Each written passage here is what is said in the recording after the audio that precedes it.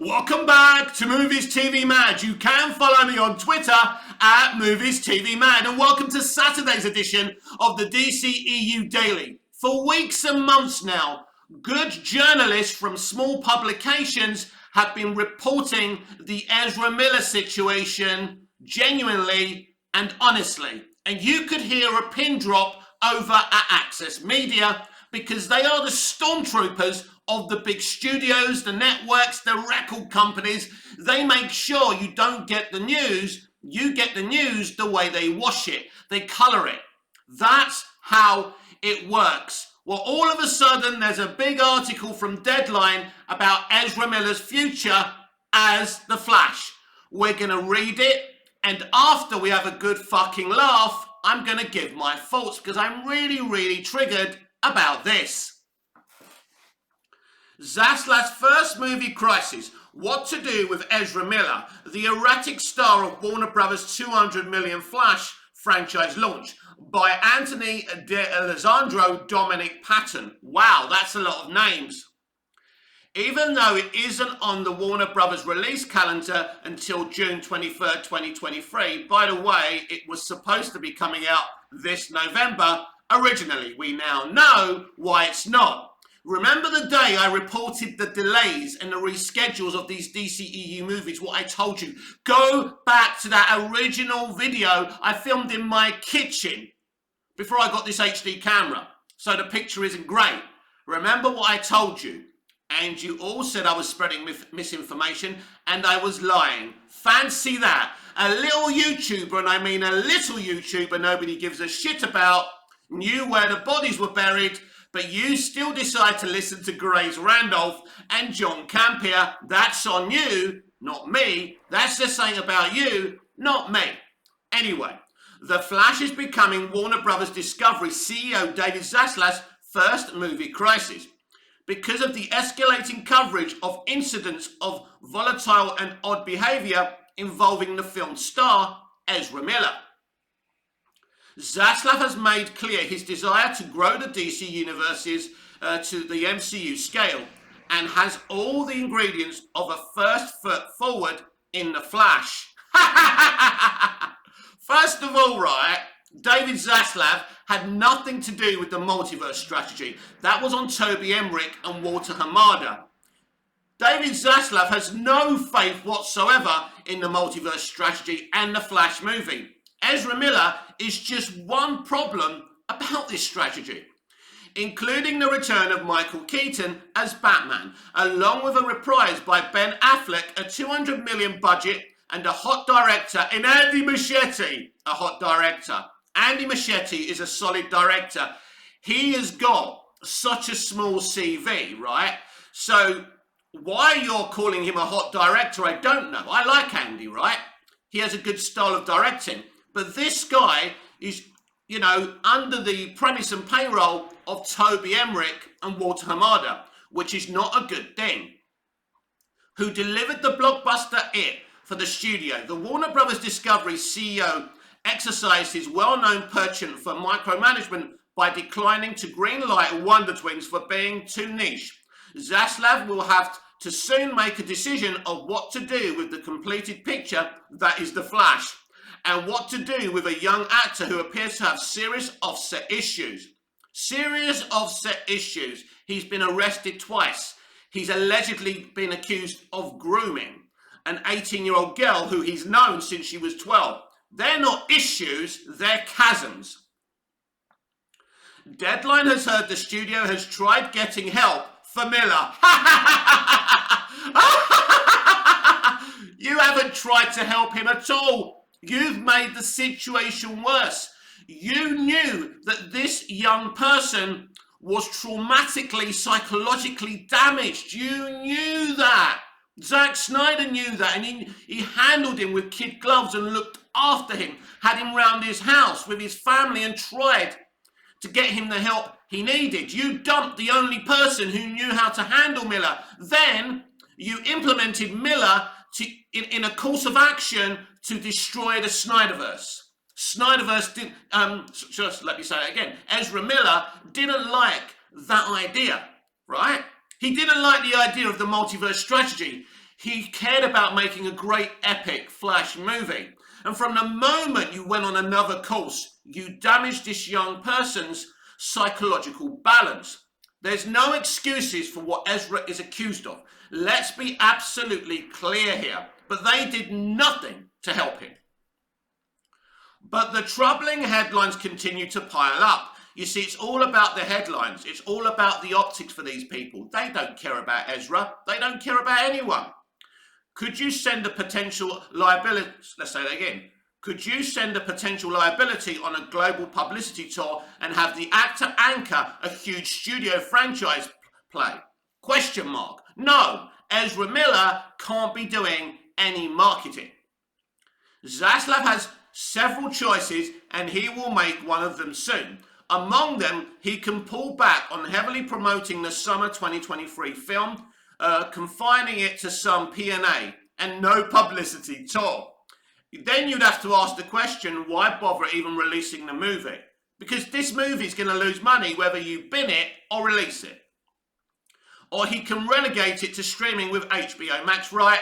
They're only saying that so they can pour cold water on that. No, it's not going straight to HBO Max and take a write down. Or lean in toward making the movie a hit, then drop Miller if they can't straighten things out. Ha! They actually think this is a viable thing by saying that Ezra Miller will no longer be the Flash after the Flash movie. I'll discuss it, don't worry. I'm triggered, I'm going to get into this. Warner Brothers did that when it dropped Johnny Depp from the Grindelwald character in the Fantastic Beasts franchise after the actor's well-publicised unsuccessful UK lawsuit. The studio replaced Depp with Mads Mikkelsen, and the film was a flop. There is no winning in this for Warner Brothers. One studio source tells us this is an inherited problem for Zaslav. The hope is that the scandal will remain a low level before the movie is released. What is low level about this scandal? I've just listed what he's accused of. The movie is a disaster, with or without Ezra Miller. You have to change what this movie is with a brand new lead. But no, let's hope everything just quiets down. He's doing new things every day, every week. Absolutely deluded. And hope for the best to turn out. This is one of the biggest studios in the world historically. And they're going to wait until hoping it turns out for the best. In Zaslav's plan to make DC an explosively successful division like Marvel under his newly structured studio with its own new boss, the non-binary identifying Miller we hear is simply not part of those plans going forward in the future universe, regardless if there are more allegations or not. Oh wow! Oh wow! As I say, we're going to get into it. I just want to get through this. The newest round of unflattering headlines came twice in the last 2 weeks for the 29-year-old Miller. The Daily Beast reported that there was a temporary harassment prevention order this week from a 12-year-old and a mother in Greenfield. Wow! You couldn't even get the young woman's age right. When he first met her, she was 12. She's now 18. This is Deadline, everyone. We have better journalists at the Daily Beast. Small publications that you lot don't trust. Trust those publications because these huge publications like Deadline are owned by the conglomerates and the studios and the networks. MA against the actor after Miller allegedly menaced the family and acted inappropriately toward the non-binary child. By the way, she's no longer a child. That's important. I'm not defending him because apparently he's known her since she was 12, but she's now 18. Last week, the parents, and now they're trying, what? Last week, the parents of an 18-year-old girl named Dakota Ionize filed paperwork asking a judge to issue an order of the protection against the actor on behalf of their child, saying Miller groomed and brainwashed Dakota. They're kind of saying this like this is a separate person. It's the same person. Anyway, Ezra uses violence, intimidation, threat of violence, fear, paranoia, delusions, and drugs to hold sway over a young adolescent Dakota. Read the filing, which was obtained by multiple outlets. The 18-year-old's parents alleged the two met at Standing Rock Reservation in North Dakota when their child was just 12. The parents allege Miller gave Dakota alcohol and drugs, flew the child to London and to places such as Vermont, New York, California, and Hawaii. This past week, Miller deleted his Instagram account in the face of the North Dakota tribal summons. The actor allegedly mocking authorities about their whereabouts. Dakota posted a video on Instagram defending Miller. It's nobody's business and nobody is owed a story or outcome. Dakota said in the 2-minute video, "This is my life and these are my decisions and I'm disappointed in my parents and the press in every way." Wow. So you don't owe anyone an explanation or an outcome, but you did a 2-minute Instagram video. Clearly, we know, probably, let's just allege, that Miller probably put them up to it. Prior to the recent news about Dakota's parents' allegations against Miller, the actor was arrested twice in Hawaii for a dust-up at a karaoke bar in March, followed by an arrest for second-degree assault at a residence a month later for allegedly throwing a chair at a woman at a private party Miller attended, cutting her forehead during the first incident. The Hawaii Police Department Hilo Patrol reported that Miller became agitated when patrons began singing "Shallow from a Star is Born." So he clearly thinks this is some kind of anti-Semitic song or anti-LGBTQ song. I don't know. That's no excuse for how he behaved. Miller began yelling obscenities and at one point grabbed the microphone from a 23-year-old woman singing karaoke, disorderly conduct offence, and later lunged at a 32-year-old man playing dance, harassment offence. The bar owner asked Miller to calm down several times to no avail. The actor was arrested and charged on both offences with bail set at $500. Bail was provided and Miller was released. 2 days later, the couple who lived with Miller at a hostel filed a restraining order against the actor after Miller returned home from the karaoke bar and allegedly threatened to bury them. Miller reportedly stole the wife's passport and husband's wallet. By mid-April, the restraining order was dropped. That was from pressure by Miller's people and the studio. An even more disturbing incident happened in April 2020. A video went viral that appeared to show Miller choking a woman and throwing her to the ground at a bar in Reykjavik, Iceland. An incident that occurred after Miller was confronted by pushy fans. Miller was escorted out the venue. Born in Wyckoff, NJ, Miller's career began to grow with a turn on Showtime's Californication and playing a sociopathic murderous teen in the critically acclaimed Lynn Ramsey movie. It's funny actually because he didn't have to do much acting then. We need to talk about Kevin. Other notable credits followed in The Perks of Being a Wallflower and the Stanford Prison Experiment before Miller landed the role of the Flash in Zack Snyder's Batman vs. Superman. Miller, who displayed a sharp energy and humour reprised in Justice League, Miller also worked with Warner Brothers in the Fantastic Beasts trilogy as Credence Barebone.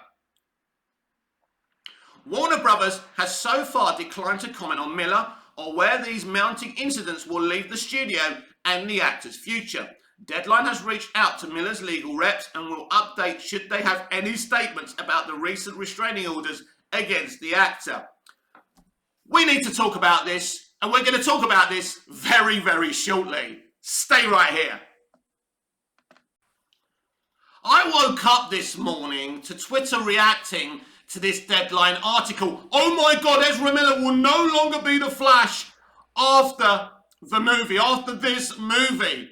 Did anyone think out there that Ezra Miller would continue to play Barry Allen after this movie, after everything that's been reported from the police and the media? Of course not. It's a blag, everyone. You know, sites like Deadline are stormtroopers, are the stormtroopers for these big conglomerates. That's what they are. And they're trying to spin the narrative. They're hoping you'll support this movie because now they're saying, oh, guess what? Well, after this movie, we won't have anything to do with him. We did try and help him. No, you didn't. You just made the situation much worse. So it's irrelevant that he's not going to be the Flash after this movie. The main concern is this movie that surely is going to be a disaster once released. Let me show you something, and let me show you what this studio is really about. Hours before that deadline article, this was released. DC Publications announced the companion comic book graphic novel to the Flash movie will be released in September. This was hours before that deadline article. Now let's look at this artwork. This is Ezra Miller's Barry Allen naked before he suits up as the Flash. Are you being serious? This actually just sums up the Ezra Miller situation as it is right now. Really? He's naked? I don't understand. Can someone explain this to me? So clearly, these people at WB are sitting around the table and trying to find a way desperately to save this movie. Everything's all right, everything's normal, everything's natural. We're still releasing the companion graphic novel. The movie's still coming. We're getting a trailer, everyone, Barbara Machete claims last week. It's not normal, it's not natural for a studio to act so indecisively. There's only two courses of action that could be done with this movie. You shelve it. You never fucking show it to an audience. I have actually seen a test screening of this movie, as my regulars know. I am planning to do a live video where I do a Q&A about the movie. There's certain questions I'll answer, and there's certain questions, of course, I will not answer. But I'm planning to do that in the coming days or weeks. I don't know when. So, stay by your devices. It could be any time. This movie has to be shelved, or they need to go back, recast Barry Allen, and do at least his scenes again. But there's more than the issues of this actor. There's bigger issues. Well, not bigger issues, but there are issues within the narrative of this film. This film bastardizes Henry Cavill's Superman. It bastardizes the Snyderverse. You can't rebuild a franchise and a platform on those terms. So this film has more than one issue. And surely David Zaslav understands that. But oh no, this studio has decided to pull the big blag on you, the big garnish on you. Support this movie, and after this movie, Ezra Miller won't be the Flash. So fucking what? We already knew that. This makes no difference. Nothing has changed. We are where we were this time yesterday. That apparently they're still planning on releasing this clusterfuck of a movie. It's improbable to me. It's ridiculous to me. The DCEU is a failed experiment. It's a worse failed experiment than Carl in Knight Rider. It's a calamity. They got rid of Snyder, and again they tried to bastardize what he did with something new. They attempted this with Justice League. And basically, I've seen it, by the way, as you already know, the Flash movie is just a slicker version of Justice League. Toby Emmerich attempted to do the same thing all over again. I believe the Flash movie may make less than Justice League. The reputation of this franchise is in the fucking toilet, is in the gutter. There's no reverting this. This is what they've got to do. The movie, they've got two options, as I've already belabelled. Don't release it, or recast and do his scenes again, at the very least. And you've got to fix the bastardization of Henry Cavill's Superman in this film. They're your two options. In terms of the DCEU, you need to walk away from it, Mr. Zaslav, because it's an unparalleled mess, and just focus on Matt Reeves' The Batman universe and Todd Phillips' The Joker universe, the Black Label universe. Focus on them in the near future. And if you want to develop a central universe, a brand new central universe, that's what you should do. But the current DCEU isn't fit for purpose, and there's no shining this turd. And you need to walk away from it. So they're trying to save this movie. And they keep on trying and trying and trying and trying. And it's not going to work. Deadline don't seem to really know for sure what they're trying to do. But it's interesting that every publication is going with this, and I'm seeing it over on Twitter. You know, big deal, Ezra Miller won't be the Flash again. As I say, it's something we already knew. This is a mess of astronomical proportions. And these are professional people who should know more than you and me, who should know how to deal with this troubling situation. But they're so greedy, they think they can create a situation where this movie is still successful. This movie has great elements to it, no question about it. But like the DCEU itself, it is inconsistent. It tries to set a new normal. A new normal a lot of people won't accept. And that's where we are with this. And anyone who doesn't understand that this is a mess, isn't paying attention. My stance on the DCEU and my stance on Ezra Miller has got me being threatened and abused and false accusations made at me. And that's okay. I'm not going to change. I'm a strong boy. Because at the end of the day, what they decide to do with Ezra Miller and this movie is hugely important. I know the people who care about the integrity of these iconic DC universes and characters are online with me, that understand that this movie can't go ahead. Because what does that say when you've got a movie where you have to streamline the marketing? Look what happened to Fantastic Beasts and not the Crimes of Grindelwald, wrong movie. Fantastic Beasts and the Secrets of Dumbledore. Good movie, maybe even a great movie that flopped. They got rid of Johnny Depp. It was all right for them to get rid of Johnny Depp, right, without any entertainment industry DNA, but because Ezra Miller's so connected, it's been a bit of a quandary for them. He's part of the LGBTQ community, right? He has their DNA, so their attitude is absolutely different when it comes to their optics and their connective patterns. Well, there's no escaping this situation. Shelve this movie, recast this movie, but you must turn away from the DCEU. I'm not saying this is a simple situation to solve, that it's simplistic not to release this movie, that it's simplistic to recast this movie. I know it's difficult, but you cannot release this movie. It is a ridiculous situation. You either got to redo this Flash movie and set an even newer course than you were going to set originally, or you just don't release it. You dump all these fucking movies, which they're never going to do. If they're not going to dump this movie, they're not going to dump the others because money, right?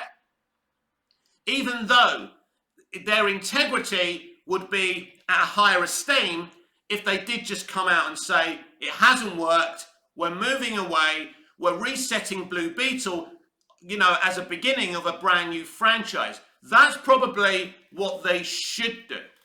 And they're not answering other questions. Why hasn't Batgirl got a release date? Why has Blue Beetle got a release date and they've only just started production? They're not answering these questions. The reason Batgirl doesn't have a damn release date because it's intrinsically connected to The Flash. Because the Flash movie introduces Keaton's Batman. Keaton's Batman is in Batgirl. Meanwhile, the directors are trying to promote this movie on their own, even though they admit there's no release date and they don't know if any release date is coming anytime soon. This is embarrassing. When James Gunn was exposed for his tweets, Disney acted like that, whether you agree with that decision or not. They made a decision.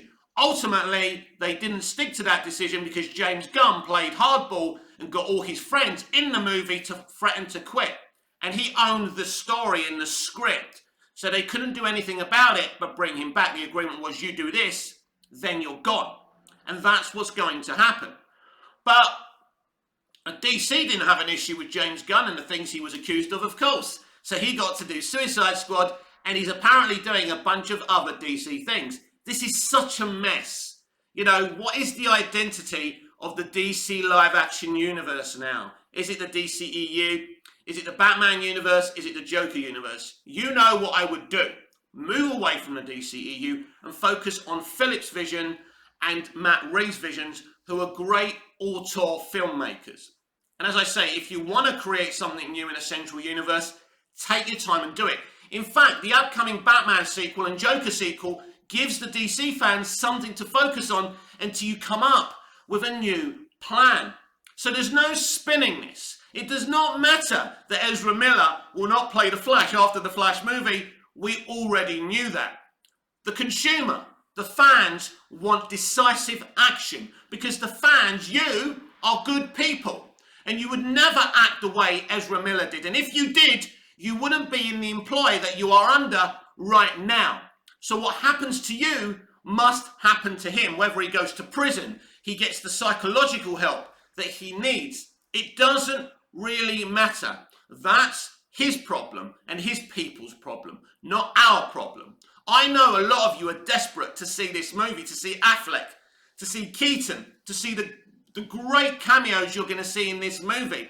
It's a well-made, slick movie. It is not Andy Muschietti or Barbara Muschiett's fault, or Sasha Calle's fault.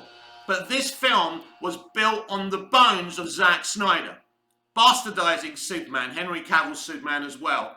This movie, as it is, should never be released.